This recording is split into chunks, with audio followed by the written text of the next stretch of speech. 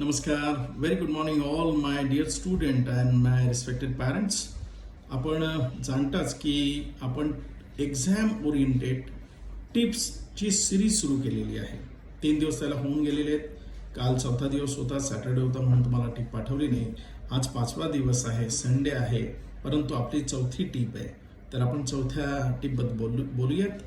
जर जास्त long period करिता अभ्यास करायचा असेल तुम्हाला, तर तुम्ही तुमचे जे अभ्यासाचे सेशन्स आहेत ते किती मिनिटांचे असले पाहिजे आणि त्यात तुम्हाला काय करायचं आहे, या अनुषंगाने ही 4थी अत्यंत महत्त्वाची एक्झाम ओरिएंटेड टीप म्हणजेच break your study sessions into 40-50 minutes with short breaks.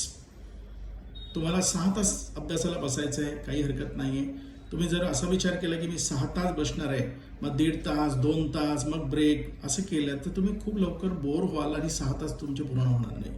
परंतु या पूर्ण 6 तासाच्या किंवा 4 तासांच्या सेशनला 40-50 मिनिटांच्या मध्ये विभागून दिलं आणि त्यामध्ये छोटे छोटे ब्रेक्स घेतले तर निश्चितपणे तुम्ही 4, 5, 6, 7, 8 तास सुद्धा अभ्यास करू शकता.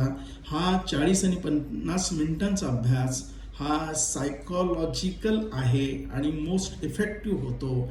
याचा फायदा तुम्ही करून घ्या. लॉंगर पिरियड ऑफ टाईमसाठी एका ठिकाणी बसण्यासाठी हे नक्की तुम्हाला मदत करणार आहे.